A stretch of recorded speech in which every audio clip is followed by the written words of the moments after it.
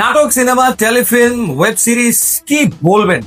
কি একটা ম্যাচ! মানে স্নায়ু চাপ বাড়তে বাড়তে যে কোথায় পৌঁছে গিয়েছিল। এবং কিছুদিন আগে ওয়েস্ট ইন্ডিজের বিপক্ষে বাংলাদেশ একটা সুপার ওভার হেরেছে। মনে হচ্ছিল যে এবারও ইন্ডিয়ার বিপক্ষে এই সেমিফাইনালে বাংলাদেশের দল সুপার ওভারে হেরে বসে কিনা, কিন্তু না। রিপন মন্ডল নামের একজন ক্রিকেটার এই টিমে রয়েছে এবং সে সিদ্ধান্ত নিয়েছে যে যাই হোক আর নাই হোক সে দলকে ফাইনালে তুলবেই। এবং সুপার ওভারের প্রথম 2 বলে 2 উইকেট তুলে নিল, যেখানে জিতেশ শর্মার উইকেট উপরে ফেলেছে। এরপরে আশুতোষকেও সে আসলে আউট করেছে, যার কারণে ইন্ডিয়া এ টিম সুপার ওভার কোনো রানই করতে পারে। কিন্তু নাটক তখনও বাকি, কারণ আমাদের ইয়াসির রাব্বি এত অভিজ্ঞ একজন ক্রিকেটার, তিনি ব্যাট করতে গেলেন কমন সেন্সকে ড্রেসিং রুমে রেখে তিনি ব্যাট করতে গেলেন। দরকার মাত্র 1 রান, তখন তার মনে হলো যে না, কিসের ছক্কা মারবো, ছক্কা মেরে হিরো হব, আমার ছক্কাতে দল জিতবে। এবং সেই ছক্কা মারতে গিয়ে, সুয়াসকে ছক্কা মারতে গিয়ে তিনি তার উইকেটটা দিয়ে চলে এলেন এবং চাপটা আরো বাড়লো। এরপর ব্যাট করতে গেলেন আকবর দ্বিতীয় বল, অর্থাৎ বাংলাদেশের 1 রান লাগে। প্রথম বলে তো ইয়াসির নাই হয়ে গেল, দ্বিতীয় বল ফেস করবেন ক্যাপ্টেন আকবর। তিনিও স্টাম্পিং এর শিকার হতে পারতেন, তবে সেটি ছিল লেগ সাইডে একটা হোয়াইট বল, যার কারণে বাংলাদেশ এই ম্যাচটা জিতেছে এবং বাংলাদেশ চলে গেছে ফাইনালে। এমার্জিং এশিয়া কাপ, যেটার নতুন নাম হয়েছে। এর আগে 2019 সালে বাংলাদেশ এই টুর্নামেন্টে ফাইনালে খেলেছিল এবং আফগানিস্তানের কাছে হেরেছিল। আরো একবার ফাইনালে উঠেছে।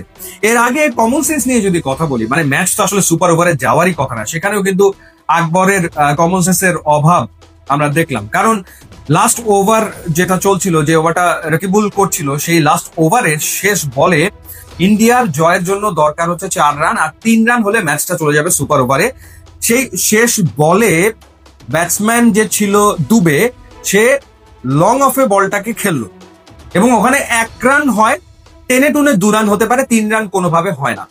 লং অফের ফিল্ডার থ্রো করলো আকবরকে, 2 ব্যাটার 2 রানের জন্য প্রান্ত বদল করলেন।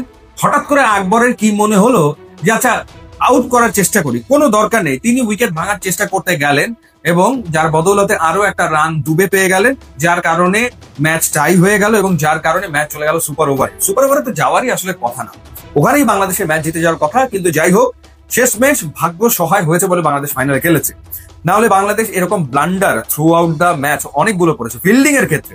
যেমন আকবর যে ক্যাচ ফেলে দিয়েছে, নেহালের মতো প্লেয়ারের ক্যাচ আকবর ফেলে দিয়েছে এবং সেটা একটা লোপ্পা ক্যাচ, সহজ একটা ক্যাচ আকবর ড্রপ করেছে। এরপরে ইয়াসির রাবি জিতেশের ক্যাচ ফেলেছে, মাইদুল ইসলাম অঙ্কন ক্যাচ ড্রপ করেছে। তারপরে জিসান আলম লং অফে ফিল্ডিং করছিল, রাকিবের বলে শুধুমাত্র ক্যাচ ড্রপ করেনি, ওটা 4 বানিয়েছে। মানে শুধু ক্যাচ ড্রপ করে ক্ষান্ত থাকেনি, সে ওটাকে 4 বানিয়েছে। মানে এত এত ব্লান্ডার ছিল আজকে বাংলাদেশের ফিল্ডিং এর সময়। যাই হোক, রিপন মন্ডলের কথা বলছিলাম, বাংলাদেশ ম্যাচ জিতেছে। সুপার ওভারে তো রিপন মন্ডল পরপর 2 বলে 2 উইকেট নিয়েছে। তার আগে মূল ম্যাচের যে 19তম ওভারটা রিপন মন্ডল করেছে, সেই ওভারে সে যে 5 রান দিয়েছে এবং একটা উইকেট নিয়েছে, ওখানেই আসলে বাংলাদেশ ম্যাচের লাগামটা নিজেদের দিকে নিতে সক্ষম হয়। এর আগে যদি ব্যাটিং এর কথা বলি, বাংলাদেশের ব্যাটিং এর ক্ষেত্রে 19 আর 20 ওভারে 2 ওভারে বাংলাদেশ 50 রান তুলেছে, যেখানে মেহরব ব্যাট করছিল এবং মেহরব 1 ওভারে 4টা 6 মেরেছে, একটা 4 মেরেছে, 28 রান করেছে। এবং বোলার ছিল নমন ধীর, তার 1 ওভারে 28 রান করেছে এবং পরের বার ইয়াসির রাব্বি বেশ কয়েকটা 4 মেরেছে 20th ওভার যেটা ছিল। সো মেহরব 18 বলে 48 রান করে অপরাজিত থেকে গেছে, 6টা ছক্কা সে হাঁকিয়েছে। দারুণ ব্যাটিং, এবং নোমান ধীরকে যেভাবে রিভার্স হিটে 2টা ছক্কা মেরেছে দেখার মতো ছিল, অসাধারণ ছিল। 6টা ছক্কা সে মেরেছে। হাবিবুর রহমান সোহান হংকংয়ের বিপক্ষে তার একটা সেঞ্চুরি আমরা দেখেছি এই ম্যাচেও, 46 বলে 65 রানের ইনিংস, 3টা 4 5টা ছক্কা সেও হাঁকিয়েছে। সো এই দুটো ইনিংস এর উপর বেস করে বাংলাদেশ 194 করে 6 উইকেটে, হাবিবুরের 65 এবং মেহরবের 48 রান, আর শেষ দিকে ইয়াসির আলী করেছে 9 বলে 17 রান। জিসান আলম 14 বলে 26 রান করেছে, 2-4 2-6, ভালো শুরু এনে দিয়েছিল দলকে। বাংলাদেশ টোটাল 11 12 13 14 15টা ছক্কা মেরেছে, যেটা আমরা আসলে ন্যাশনাল টিমে তো দেখি না এরকম ব্যাটিং। আর এই টিমটা ইন্ডিয়ার, সেটা কিন্তু আইপিএল এর স্টার প্যাক টিম। ওপেনিং করতে রয়েছে ভাইভাব সূর্যবংশী, অর্থাৎ রাজস্থান রয়্যালস এর ওপেনার, 15 বলে 38 করে ফেলেছে এই ইয়াংস্টার। প্রিয়াংশ আরিয়া পাঞ্জাবের ওপেনার, 23 বলে 44 রান করেছে, দুর্দান্ত একজন ব্যাটার। জিতেশ শর্মা আরসিবি তে রেগুলার খেলে থাকে, 23 বলে 33 রান করেছে। নেহাল ওয়াধেরা, তিনিও পাঞ্জাবের প্লেয়ার, 29 বলে 32 রান করেছে।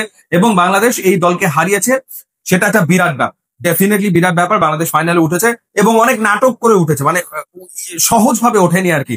নাটকীয়তার সবটুকু করে শেষমেশ বাংলাদেশ উঠেছে এই এশিয়া কাপের ফাইনালে। এখন কাপটা জিতলেই হয়। ইউটিউব এবং ইনস্টাগ্রাম লিঙ্ক আছে, আপনারা যোগ দিলে খুবই খুশি হবেন। Thanks for watching.